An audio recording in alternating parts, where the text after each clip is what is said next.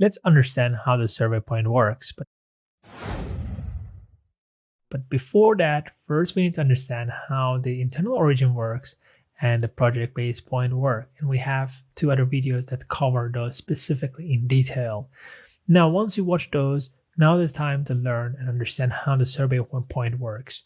This is looks like a triangle, and this triangle represents the real world context. The point here is that how your building in relation to the real world context are referred to, so real sea levels or real northeast and so forth. This can be provided by the surveyor, or you can use a reference of the site boundaries or something similar on that aspect. For instance, this is totally different than the project base point, so you can move it irrelevant to the project base point. And as you move it around, your project base point changes. So basically, if you just put it on top, your project base point will be also 0, 0, 0, while if you just move it far away, your project base point will have a different data, because this is literally representing your project base point is far away from the survey point. So in the real world context, if your site boundary was somewhere here, your building is located far away from the site boundary. So you can have a reference how far away it is. So if you have building A, building B, building C, you can know exactly from that corner how distant every single building corner are. So this is very, very important. And obviously you can have this information refer from the project base point or from the survey point. So for example, this corner can be extracted directly from the project base point. So if your project base point is between the 2 grids, you get this data. But you can also say, okay, spot coordinates, I want to get that information from the survey point. So your survey point might be your site boundary corner, and that way you can get that information.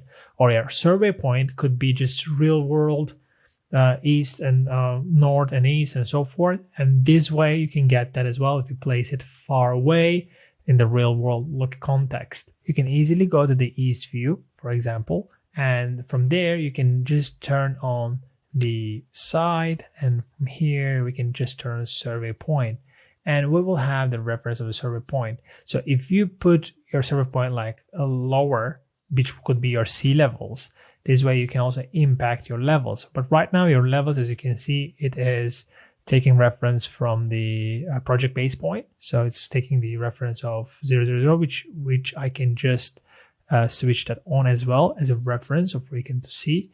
And if I just move the project base point down, these levels change. But if I want to get both levels, for example, reference from the not project base point, so not 0, 0 or level 2, which is 10 feet.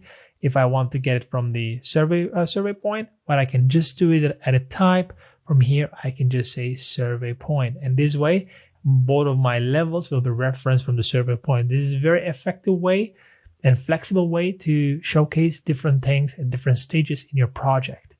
One final thing is that never unclip your survey point. Never unclip that, because if you unclip that survey point, the issue is that even though you move it somewhere higher up or so forth, you will not get updates on the survey point location. So this is very dangerous to do, and never do that unclipping. It will be very hard for you, and then you need to just do 0 and 0 to get the right location, and then clip it again, and this way you can move it again to have the right reference. But otherwise, if you unclip it and start moving, you might have some inaccuracies in your model or in your output. If you like this video and more videos like this, subscribe to our channel, because there will be many more. And don't forget to turn the notification bell on.